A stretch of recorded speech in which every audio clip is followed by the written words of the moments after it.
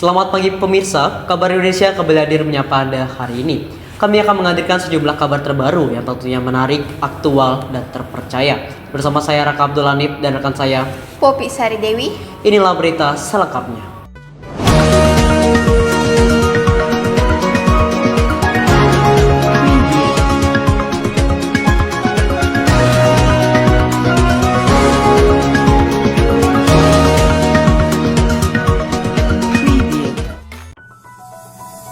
Pemirsa, masalah polusi udara di Jakarta kembali menjadi perhatian serius masyarakat. Dalam beberapa waktu terakhir, kualitas udara di ibu kota menurun drastis hingga masuk dalam kategori tidak sehat. Salah satu faktor yang memicu kondisi ini adalah rendahnya minat masyarakat untuk menggunakan transportasi umum, sehingga jumlah kendaraan pribadi di jalan terus meningkat. Kondisi ini tentu berdampak langsung terhadap kesehatan masyarakat, mulai dari meningkatnya kasus infeksi saluran pernapasan akut atau ISPA, gangguan paru-paru, hingga menurunnya daya tahan tubuh akibat paparan polusi yang terjadi setiap hari.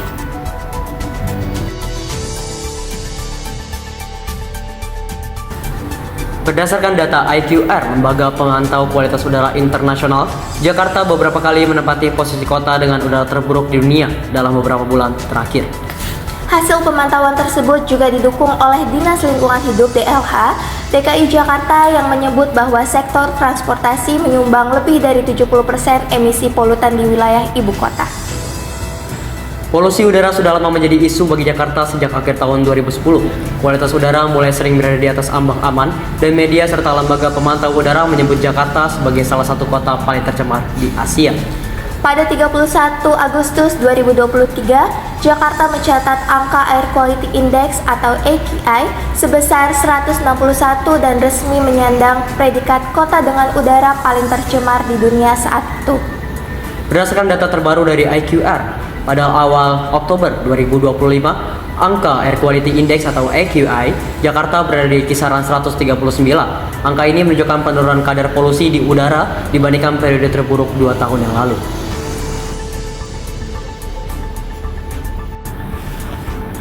Pemerintah sebenarnya telah menyediakan berbagai moda transportasi umum seperti Transjakarta, MRT, LRT, dan KRL komuter lain untuk mengurangi emisi gas buang.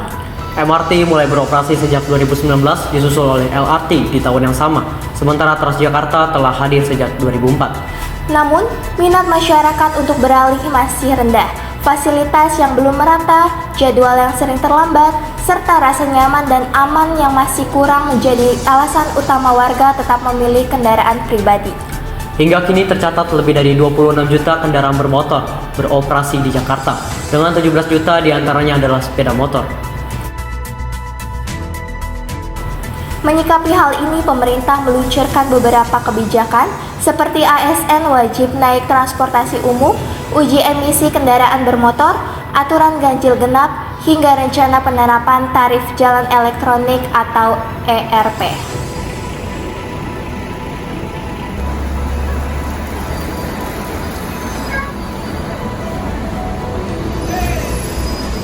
Diharapkan langkah ini dapat mendorong masyarakat untuk mulai beralih ke transportasi umum, sekaligus membantu menekan tingkat polusi udara di Jakarta.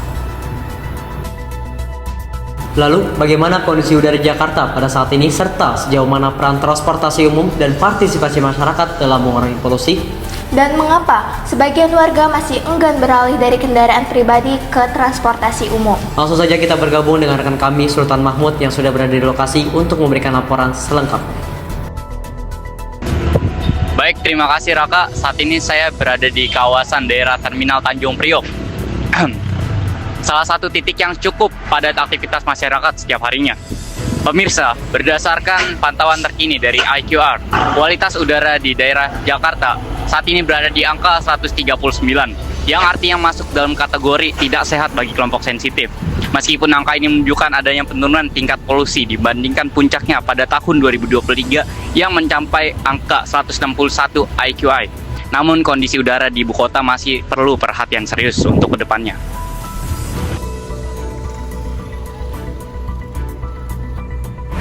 Pemerintah bersama sejumlah pihak terus berupaya menekan emisi gas buang terutama melalui pengembangan transportasi umum seperti MRT, LRT, Transjakarta, dan KRL komuter lain. Namun, partisipasi masyarakat juga menjadi kunci utama dalam memperbaiki kualitas udara di Jakarta.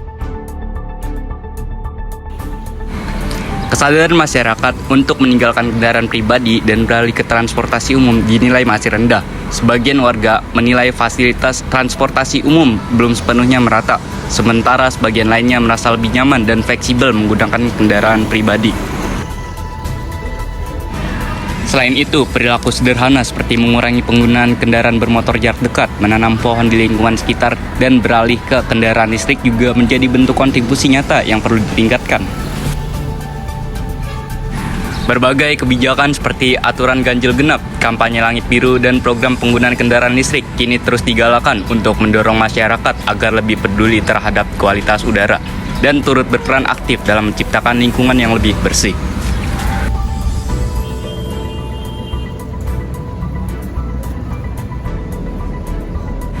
Meski pemerintah telah berupaya melalui berbagai kebijakan dan penyediaan transportasi umum, partisipasi masyarakat tetap menjadi faktor utama dalam menekankan polusi udara di Jakarta. Banyak warga yang masih memilih kendaraan pribadi karena alasan kenyamanan, efisiensi waktu, atau keterbatasan akses transportasi umum di wilayah tempat tinggal mereka.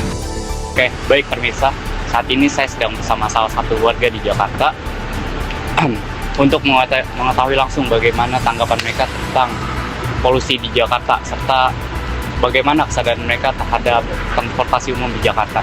Dengan kakak siapa kak? Priscilia. Kak Priscilia, bagaimana nih tanggapan kakak tentang kualitas udara di Jakarta yang makin menurun hingga masuk ke kategori yang tidak sehat gitu? Kalau menurut aku sih Jakarta lagi panas-panasnya ya kak. Terus juga cuacanya kayak bentar-bentar hujan, bentar-bentar panas. Terus juga terlalu banyak debu sih kak. Gitu. Apa kakak lebih memilih transportasi umum dibanding transportasi pribadi gitu? Kalau menurut aku transportasi umum tuh lebih, pertama kayak lebih murah. Terus kedua gak bikin macet di jalanan kak.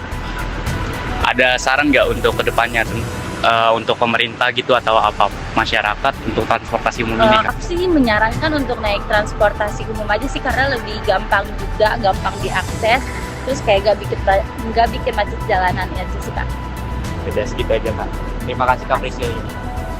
Pemirsa, dapat disimpulkan bahwa sebagian masyarakat sebenarnya menyadari pentingnya menggunakan transportasi umum. Namun faktor kenyamanan, waktu tempuh, dan akses yang belum merata masih menjadi pertimbangan utama mereka untuk tetap memilih kendaraan pribadi. Pemirsa, kesadaran masyarakat memang berperan penting dalam meningkatkan angka polusi. Semakin banyak warga yang beralih ke transportasi umum, semakin besar pula peluang kita untuk mengembalikan udara Jakarta yang menjadi lebih bersih. Saya Sultan Mahmud melaporkan dari kawasan Terminal Tanjung Priok. Kembali ke rekan saya yang berada di studio, Raka. Baik, terima kasih Sultan atas laporannya langsung dari kawasan Terminal Tanjung Priok. Seperti yang disampaikan, peran masyarakat memang sangat penting dalam mengurangi tingkat polusi udara di Jakarta. Pemerintah pun terus berupaya menghadirkan solusi dengan menyediakan berbagai moda transportasi umum seperti Transjakarta, MRT, LRT, dan KRL komuter lain untuk menekan emisi gas buang di ibu kota Jakarta. Untuk mengetahui lebih jauh mengenai manfaat transportasi umum dan bagaimana upaya untuk membantu menekan emisi gas buang di ibu kota Jakarta, serta bagaimana pandangan para pengemudinya terhadap perilaku masyarakat, langsung saja kita bergabung dengan rekan kami Gina Syafawayuni sebagai reporter kabar Indonesia yang sudah berada di stasiun KRL Tanjung Priok. Silahkan Gina. Baik, terima kasih Poppy. Pemirsa, saat ini saya sedang berada di depan stasiun Tanjung Priok yang menjadi salah satu titik transit yang menghubungkan berbagai macam moda transportasi seperti KRL, Transjakarta, Jaklingko, dan MRT. Transportasi umum seperti inilah yang selalu digencarkan oleh para pemerintah sebagai salah satu solusi untuk mengatasi tingginya tingkat polusi udara di Jakarta. Selain lebih ramah lingkungan, pengguna transportasi umum juga berperan penting untuk mengurangi emisi gas buang pada kendaraan pribadi yang menjadi penyumbang terbesar bagi polusi di Jakarta. transportasi umum memiliki peran penting dalam menekan emisi gas buang di ibu kota. Dengan semakin banyaknya masyarakat yang beralih dari kendaraan pribadi ke moda transportasi massal seperti Transjakarta, MRT, dan LRT, jumlah kendaraan di jalan dapat berkurang secara signifikan. Dari berbagai moda yang tersedia, Transjakarta menjadi salah satu transportasi umum yang paling banyak digunakan masyarakat, dengan jumlah penumpang mencapai ratusan ribu orang setiap harinya. Namun, minat masyarakat untuk sepenuhnya beralih ke transportasi umum masih perlu ditingkatkan lagi. Lalu bagaimana pandangan para pengemudi transportasi umum terhadap perilaku masyarakat dan manfaat moda ini bagi lingkungan? Untuk menjawab hal itu, sekarang saya bersama dua pengemudi bus Transjakarta, yaitu Bapak Tengku dan Bapak Bagus. Manfaatnya ya istilahnya manfaat ininya kita bisa, masyarakat bisa ke tempat titik lain tanpa harus ada kemacetan gitu kan. Dia lebih ini lagi lah, lebih efisien waktu gitu kan. Nah, nggak macet, yang tadinya dia bawa kendaraan pribadi terus naik busway gitu kan. Nah, jadi lebih inilah istilahnya, jalanan lebih lancar gitu aja. Itu aja. Kalau untuk perilaku masyarakat di transportasi umum, Masyarakat masih istilahnya belum paham lah tentang aturan yang kita naik ke Jakarta ya. Masih banyak yang istilahnya buang sampah atau makan yang di dalam itu juga ya, bangku-bangku prioritas gitu kan. Nah, bangku prioritas juga itu kan khusus untuk yang lansia, ibu hamil atau yang bawa anak-anak, itu masih ditempatin kayak yang muda lah gitu kan, yang kayak badan kita masih segar itu aja.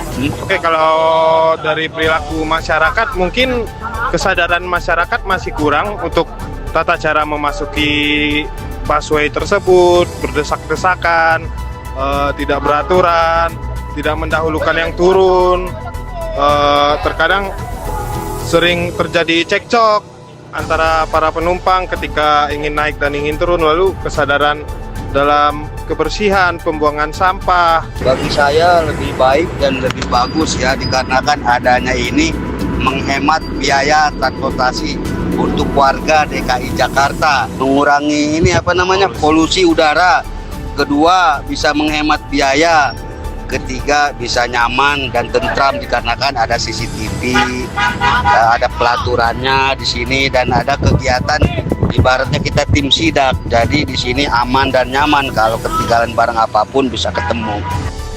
Itu aja. baik, terima kasih Bapak atas waktu dan informasinya yang sangat informatif sekali ya. Semoga masyarakat menjadi lebih sadar akan pentingnya menggunakan transportasi umum demi menjaga kualitas udara di Jakarta. Baik, terima kasih kepada rekan kami Sultan Mahmud dan Gina Safawayuni atas laporan yang langsung dari lapangan. Dari informasi yang telah disampaikan, dapat kita simpulkan bahwa masalah polusi di udara di Jakarta bukan hanya menjadi tanggung jawab pemerintah, tetapi juga seluruh lapisan masyarakat. Upaya penyediaan transportasi umum seperti Transjakarta, MRT, LRT, dan KRL tentu menjadi langkah penting untuk mengurangi emisi gas buang di Jakarta. Namun, hal ini tidak akan berhasil tanpa kesadaran masyarakat untuk beralih dari kendaraan pribadi ke moda transportasi yang lebih ramah lingkungan. Dengan meningkatnya penggunaan transportasi umum dan dukungan dari berbagai pihak, diharapkan kualitas udara di Jakarta dapat terus membaik sehingga warga ibu kota dapat menikmati udara yang lebih bersih dan sehat di masa yang akan datang.